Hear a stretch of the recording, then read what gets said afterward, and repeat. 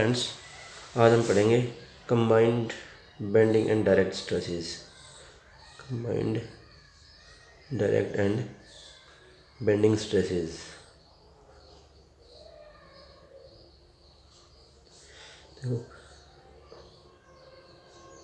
हम ये दोनों चीज़ें अलग अलग ऑलरेडी पढ़ चुके हैं, direct stresses and bending stresses. एक बार इनको वापस रिपीट कर लेते हैं कि कोई भी कंप्रेशन मेंबर है या टेंशन मेंबर है, ठीक है, जिसकी लॉन्गिट्यूडिनल एक्सिस के अलोंग यदि कोई फोर्स अप्लाई हो रहा है, चाहे पुल फोर्स हो या कंप्रेसिव फोर्स हो, तो ये जो फोर्स है ये इस मेंबर के अंदर डायरेक्ट स्ट्रेसेस डेवलप करता है। मींस इसका जो हर एक सेक्शन है वो अंडर कंप्रेशन है और ये जो स्ट्रेस है ये यूनिफॉर्मली डिस्ट्रीब्यूटेड होती है। तो इस स्ट्रेस का मैग्नीट्यूड किसी भी सेक्शन पर कितना होता है? अप्लाइड फोर्स, जो डायरेक्ट एक्सियल फोर्स हमने लगाया वो divided by its cross sectional area, ये होता है डायरेक्ट स्ट्रेस। ये कंप्रेसिव भी हो सकता है और टेंसाइल भी हो सकता है। इसी तरह से बेंडिंग स्ट्रेसेस की हमने हॉरिजॉन्टल मेंबर पढ़ा है बीम, कि बीम पर जब भी लोडिंग अप्लाई होती है तो ये बेंड होती है और due to this bending bending stresses develop होते हैं, ठीक है, जिसके लिए हम फॉर्मूला पढ़ चुके हैं कि बेंडिंग स्ट्रेसेस का फॉर्मूला क्या होगा, M/I इंटू वाई मैक्सिमम, ठीक है ना, फॉर मैक्सिमम बेंडिंग स्ट्रेस। ठीक है, ये है बेंडिंग स्ट्रेस। तो ये दोनों नेचर की एक साथ आती है, ठीक है। जो सेगिंग साइड है, इधर concavity side compressive and convexive side क्या होगा, ये टेंसाइल नेचर की होगी। जब इन दोनों को हम कंबाइंडली, मीन्स किसी भी ऐसे मेंबर है जहाँ पर ये दोनों साइमल्टेनियसली एक साथ आएंगी तो क्या इफेक्ट होगा, और ऐसा एग्जांपल क्या है। जैसे कि जब भी हम पानी की बाल्टी उठा के चलते हैं तो हम क्या करेंगे, जिस हाथ में बाल्टी है उसके विपरीत दिशा में अपने आप को बेंड करते हैं ताकि हम बाल्टी को आसानी से उठा के रख सकें। तो वो है बैलेंसिंग, कि हमने बेंडिंग को बैलेंस किया है अपनी बॉडी को एक तरफ झुकाकर, ठीक है। तो हमने जो फोर्स लगाया मीन्स इसेंट्रिकली लगाया, कि बकेट एक तरफ जो लोड ज़्यादा है उसके कारण हमारी बेंडिंग इधर होनी थी, तो हमने एक इसेंट्रिक फोर्स लगा के अपनी बॉडी को उधर झुकाया है। जैसे इसको अगर अच्छे से समझें कि हमने कोई कॉलम लिया है, ठीक है, ये कोई कॉलम है, ठीक, ये इसकी लॉन्गिट्यूडिनल एक्सिस है, ठीक है। तो अगर बिल्कुल इसकी लॉन्गिट्यूडिनल एक्सिस पर अगर हम फोर्स लगाते हैं तो ये फोर्स ओनली एक्सियल कंप्रेशन या टेंशन डेवलप करेगा। अगर कंप्रेसिव नेचर का तो कंप्रेशन और टेंशन नेचर का तो टेंशन। लेकिन अगर यही फोर्स हम बजाय सेंट्रोइडल एक्सिस के इसके इधर या इधर लगाते हैं, ठीक है, मीन्स इस तरह से अप्लाई फोर्स को हम क्या कहते हैं, इसेंट्रिक लोडिंग, ठीक है। इसेंट्रिक डेनोट करता है इसेंट्रिसिटी को, कि ये अपने सेंट्रोइडल एक्सिस से कितना दूर लगाया है, तो ये है इसेंट्रिसिटी। तो लोड हमने बजाय एक्सिस के अलोंग इसको हमने किसी अलग पॉइंट पर लगाया जिसकी इसेंट्रिसिटी है ई, ठीक है। इसेंट्रिसिटी समझ में आ गई ना, कि लॉन्गिट्यूडिनल एक्सिस से कितना दूर हमने फोर्स को अप्लाई किया है। अब ये जो फोर्स है इसके कारण इस मेंबर के अंदर डायरेक्ट स्ट्रेसेस भी डेवलप होंगे और बेंडिंग स्ट्रेसेस भी डेवलप होंगे, बिकॉज जो फोर्स है वो जो लॉन्गिट्यूडिनल एक्सिस है उसके इतर में लगाया हुआ है, कि उससे दूर लगाया हुआ है, तो इसका बेंडिंग इफेक्ट भी आएगा इस मेंबर पर और डायरेक्ट इफेक्ट भी आएगा, ठीक है। इसका यदि मैं प्लान बनाता हूँ, सपोज करो कि ये रेक्टेंगुलर शेप का है, ठीक है, जिसकी ये ब्रेड्थ है और ये डेप्थ है, ठीक है। ये इसका लॉन्गिट्यूडिनल एक्सिस है, अलग अलग डायरेक्शन, ये एक्स एक्स डायरेक्शन में और ये Y Y direction longitudinal axis है। ये इसकी सेंट्रोइडल एक्सिस है, डॉट से जो यहाँ पर जो फोर्स अप्लाई किया है वो हमने इस पॉइंट पर अप्लाई किया जो कि यहाँ से ई दूरी पर है, ठीक है। तो इस फोर्स के कारण जो डायरेक्ट स्ट्रेस आएंगे उसका अगर मैं बनाऊँ ग्राफ, तो डायरेक्ट स्ट्रेस यूनिफॉर्मली अगर एक कंसिडरेबल हाइट पर अगर हम देखेंगे तो जो डायरेक्ट स्ट्रेसेस आ रहे हैं वो तो क्या आएंगे, यूनिफॉर्मली डिस्ट्रीब्यूटेड होंगे इसके क्रॉस सेक्शन पे, और जिनका मान कितना होगा, P/A के बराबर। लेकिन क्योंकि इसेंट्रिसिटी है इसलिए इस पर बेंडिंग भी आएगी, और बेंडिंग किधर आएगी, अबाउट वाई वाई एक्सिस। जब इसेंट्रिसिटी एक्स एक्स एक्सिस पर है तो इसे बेंडिंग किधर होगी, बेंडिंग किसके अलोंग होगी, अबाउट वाई वाई एक्सिस। तो इसके ऊपर फिर बेंडिंग स्ट्रेसेस भी आएंगे। क्योंकि इसेंट्रिसिटी इस साइड में है, तो इस साइड में क्या आएगा, कंप्रेसिव फोर्स, ठीक है ना, क्योंकि बैंड इधर होगी तो कॉनकेविटी तो इधर डेवलप होगी, कॉन्वेक्सिटी इधर डेवलप होगी, तो इधर तो कंप्रेसिव स्ट्रेस आएंगे और इधर टेंसाइल स्ट्रेस आएंगे। क्योंकि हमने पढ़ चुके हैं कि भाई बेंडिंग स्ट्रेस का डिस्ट्रीब्यूशन कैसा होता है, सरफेस पर मैक्सिमम होगा, जैसे जैसे आएंगे न्यूट्रल एक्सिस पर जीरो हो जाएगा, फिर टेंसाइल स्ट्रेस सरफेस पर मैक्सिमम। और यहाँ पर जो मैक्सिमम बेंडिंग स्ट्रेस होगा यहाँ पर कंप्रेसिव नेचर, उसका वैल्यू क्या होगी, एम मोमेंट और आई क्रॉस सेक्शनल का second moment of area into Y maximum, ठीक है।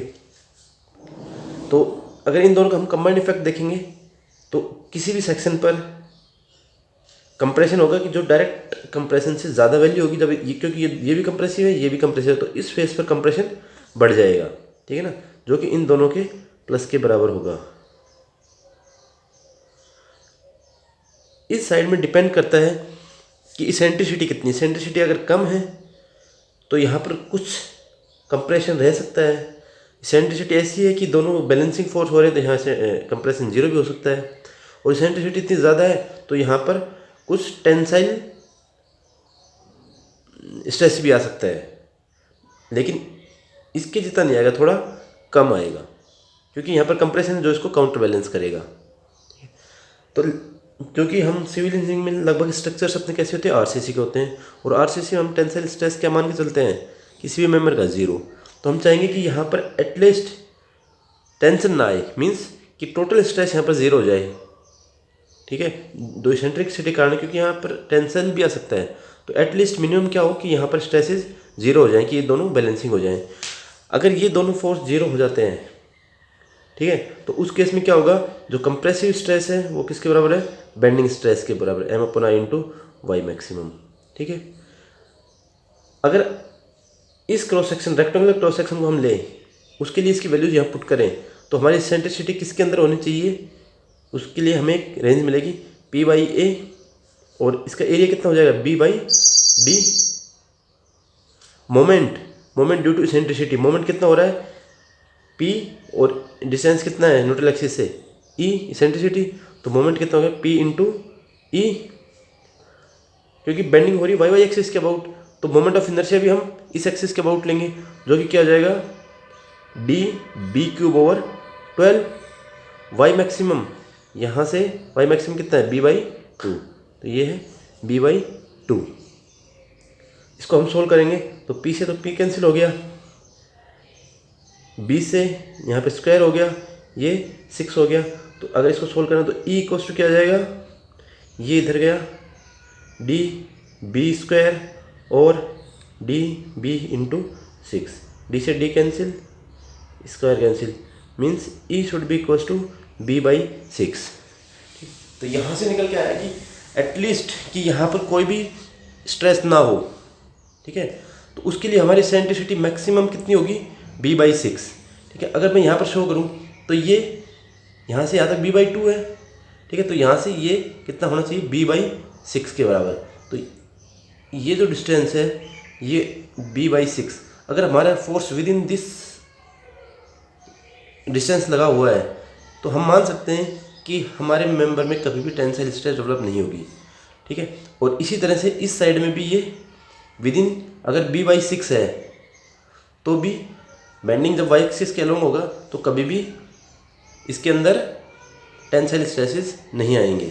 तो इन टोटल डिस्टेंस हमारा क्या हो गया, अगर इनको जोड़े तो बी बाई 3, ठीक है। This is the middle third rule, this is middle third rule. Middle third rule means जो मिडल थर्ड पोर्शन है, अगर हमारी इसेंट्रिसिटी उसके अंदर है तो उस मेंबर के ऊपर ड्यू टू इसेंट्रिसिटी कभी भी किसी भी उस पर टेंसाइल स्ट्रेसेस डेवलप नहीं होंगे सरफेस पर। तो अगर बेंडिंग अगर Y Y X X along X axis है तो यहाँ से डी वाई 6 और यहाँ से डी वाई 6, मीन्स अगर इस जोन में कहीं पर भी इसेंट्रिसिटी है, मीन्स हमने हमारा जो लोड अप्लाई अगर विद इन दिस जोन है तो इस मेंबर में कभी भी due to bending tensile stress develop नहीं होंगे, ठीक है।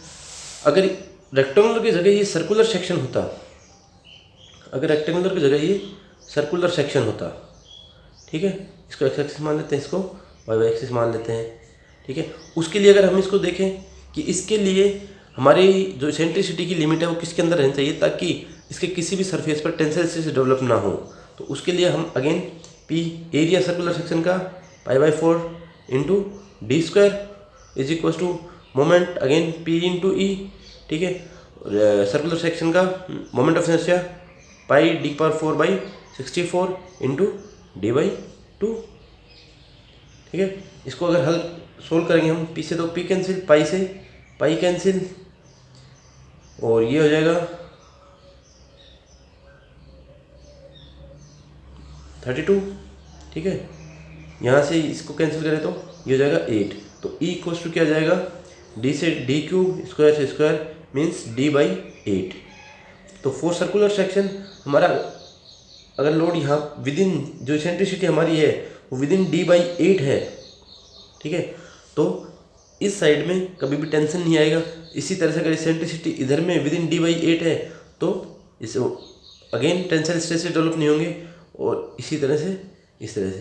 तो ये जो एरिया बन रहा है, ठीक है, तो d/8 कितना हो गया, d/4 मीन्स जो मिडल फोर्थ पोर्शन है अगर हमारा eccentricity with in this zone है तो सर्कुलर सेक्शन पर भी किसी भी इसेंट्रिसिटी के लिए जब तक इसेंट्रिसिटी सर्कुलर उसमें है तो टेंसाइल स्ट्रेसेस डेवलप नहीं होंगे, और ये कहलाता है मिडल क्वार्टर रूल। ओके, इसमें अगर किसी को कोई प्रॉब्लम है तो आप मेरे से पूछ सकते हैं। ये सब था combined bending and direct stresses. Thank you.